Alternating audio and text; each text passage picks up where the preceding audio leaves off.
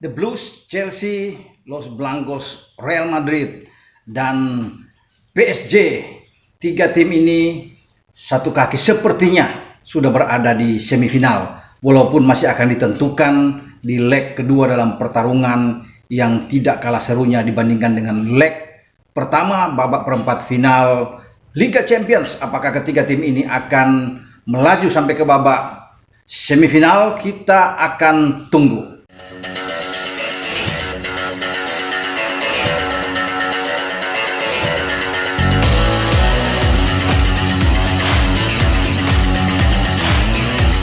Hola, kembali dengan saya Bung Ropan. Kalau kemarin saya sudah membahas tentang City yang menang 2-1, tapi peluangnya untuk lolos masih belum aman karena ada satu gol dari Marco Reus yang bisa membuat mereka gagal kalau sampai tidak menang bermain di Iduna Park, di mana saya kira City cukup bermain imbang untuk lolos. Tetapi kali ini saya akan membahas tiga tim atau tiga match yang sudah berlangsung di babak pertama, ya, leg pertama, babak perempat final Liga Champions. Dan Anda bisa melihat saya memakai baju atau kostum dari Spurs yang tidak punya kepentingan di UCL ataupun di Liga Eropa karena pasukan Jose Mourinho ini sudah tersisih. Oke, baik, kita akan membahas pertama kali tentang kemenangan The Blues Chelsea atas FC Porto di Ramon Sanchez Pizjuan di kota Sevilla, di mana dua gol yang masing-masing diciptakan oleh Mason Mount dan Ben Chilwell membuat satu kaki pasukan Thomas Tuchel berada di semifinal. Artinya mereka cukup mengamankan pertandingan di leg kedua di tempat yang sama pada pekan depan dengan bermain imbang atau kalah 1-0, 2-1, mereka akan lolos ke babak semifinal dan tentunya membuka peluang mereka untuk bisa mengulangi lagi apa yang dilakukan oleh Roberto Di Matteo pada 2011-2012 saat menjadi juara di UCL dengan mengalahkan Bayern Munchen di babak final saat itu. Dan bagaimana Chelsea bisa memenangkan pertandingan? Saya pikir mereka hanya melepaskan 6 tembakan, 3 on target, walaupun unggul 61% dalam penguasaan bola. Sementara Porto melepaskan ada 12 tembakan dengan 5 on target, tetapi tidak membuat mereka untuk memenangkan pertandingan atau artinya bisa memaksakan hasil imbang. Ini satu kerugian besar buat pasukan Sergio Conceição di leg pertama ini.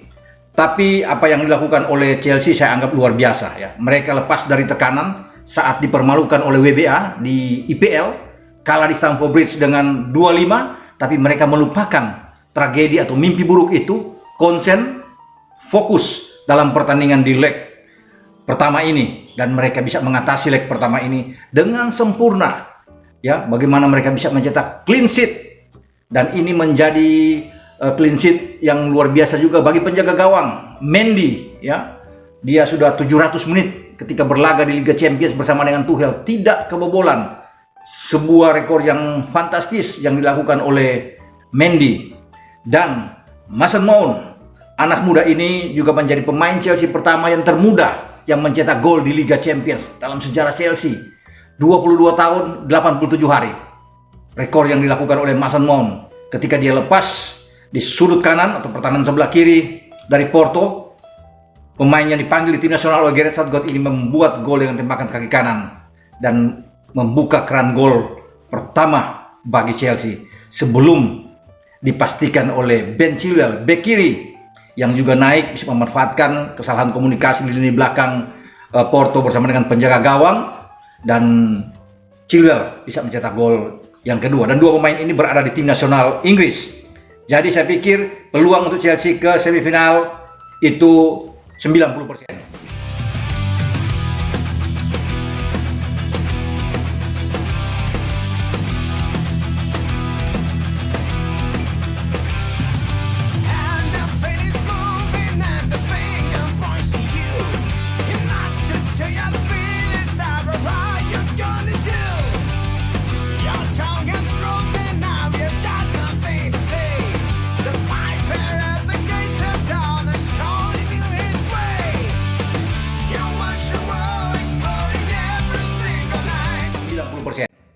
Dan kita melangkah ke pertandingan selanjutnya.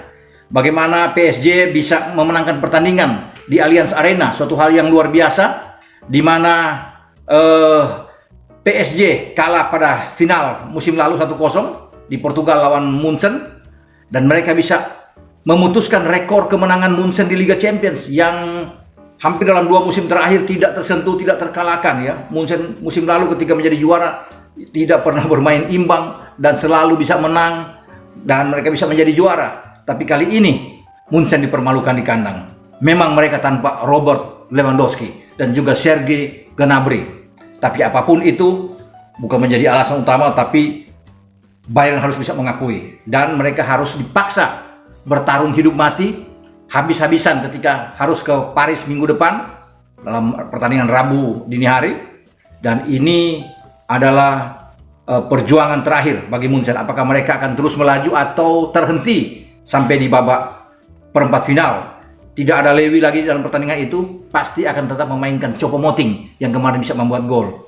Oke, Munchen bisa melepaskan 31 tembakan, 12 diantaranya on target, unggul dalam 63-64% dalam penguasaan bola. Bahkan 15 kali mereka mendapat sepak pojok dibandingkan dengan PSG hanya 1 kali. Bahkan PSG juga penguasaan bola rendah dan mereka hanya menembak 6 kali. 5 diantaranya on target dan 3 membuahkan hasil gol. Serangan balik yang sporadis yang sangat kuat dengan kombinasi Mbappe yang tampil luar biasa.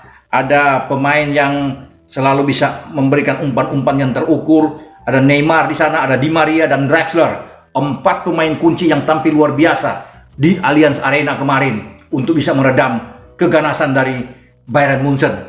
Jadi ini juga akan menentukan bagi PSG. Mereka tidak boleh main-main karena tragedi saat mereka menang di MU pada mungkin 2 musim yang lalu. Ya, mereka menang di sana, kemudian mereka dipermalukan dan kalah di Paris. Mereka tersisih.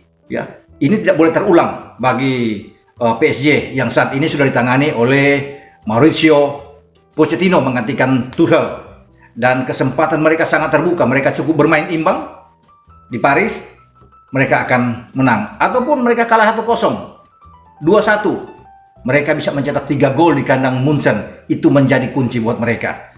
Jadi akan secara agregat mereka akan lolos. Munchen butuh 2 gol untuk bisa menang, untuk bisa keluar ke babak semifinal, menyingkirkan PSG. Tapi ini tidak mudah. Bermain di Paris suatu hal yang luar biasa. Ini faktor mental. Kita akan uji seberapa jauh mental dari tim Bavaria ini di bawah asuhan dari Hansi Flick. Ya, kita akan melihat nantinya perjuangan dari Munchen di leg kedua. Dan kalau Munchen bisa melewati rintangan yang berat ini, peluang mereka untuk mempertahankan gelar sangat terbuka, dan kemungkinan mereka menunggu pemenang antara City dan juga Dortmund, di mana City saya kira lebih diunggulkan ya dari Dortmund. Jadi ini pertarungan yang luar biasa. 3 klub hebat, 2 diantaranya akan tersisi. Entah Munchen, entah PSG, entah City sebelum melangkah ke babak final.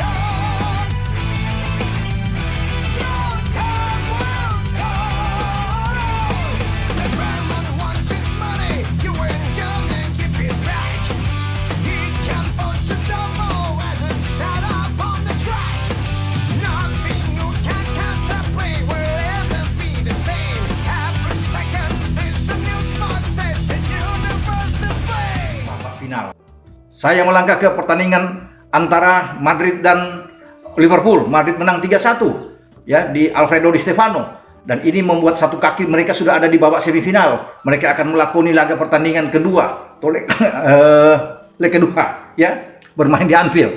Ya. Mereka butuh imbang, kalah 1-0 pun, kalah dengan 2-1, pasukan Zinedine Zidane ini lolos ke babak final. Tetapi belum berarti mereka bisa mendapatkan tiket untuk ke semifinal. Leg terakhir ini adalah pertarungan hidup mati, di mana tentunya Liverpool ingin mengulangi apa yang mereka lakukan ketika mereka membantai klub Spanyol lainnya yang lebih kuat juga. Barcelona dengan Lionel Messi-nya saat itu gagal. Barcelona menang 3 di Camp Nou dan kemudian hancur lebur 4-0 di Anfield. Itulah yang ditunggu-tunggu oleh fans Liverpool untuk bisa mengulangi kejadian itu. Memang untuk saat ini agak berat karena Liverpool memang kita tahu bersama pada musim ini agak turun penampilan mereka dengan banyaknya pemain-pemain yang cedera, tapi belakangan mereka cukup bagus terutama dalam tandang. Sayang mereka di Madrid kemarin tidak mampu bisa meneruskan apa yang mereka lakukan ketika mengalahkan Leipzig dalam 2 laga. Kemudian juga di IPL mereka tampil bagus sekali, mengalahkan Sheffield, mengalahkan Wolves, dan terakhir menang 3-0 lawan Arsenal di Emirates. Tidak mereka pertahankan saat itu ketika datang di Alfredo Di Stefano. Tapi setidaknya bagi pasukan Jurgen Klopp, mereka masih punya peluang. Ya, banyak kejadian. Kalau mereka bisa mencetak 4 gol ke gawang Barcelona, mengapa tidak?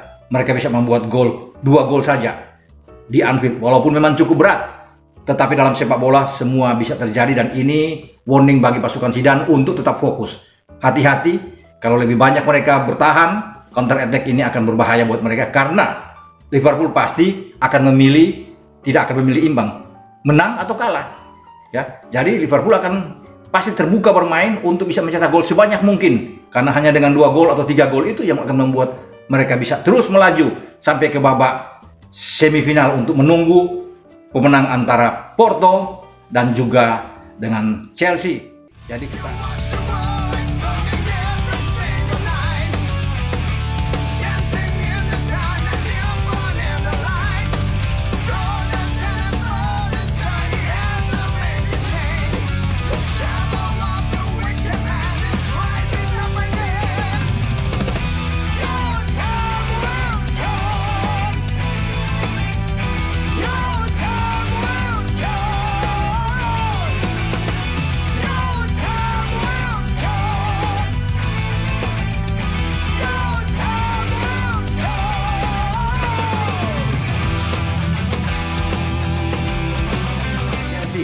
Jadi kita akan tunggu nantinya apakah Madrid atau Liverpool yang akan lolos, Porto atau Chelsea, di mana Chelsea lebih kuat, saya katakan tadi lebih berpeluang besar. Madrid oke, tetapi tetap harus hati-hati karena Liverpool bisa membalikan keadaan. Ya, kemudian Munchen juga harus bertarung habis-habisan ketika mereka kebobolan 3 gol, mereka butuh 2 gol, tidak mudah untuk bisa mengalahkan Mbappe yang lagi on fire, yang hebat-hebatnya, dan Keylor Navas tampil luar biasa dalam pertandingan kemarin di Allianz.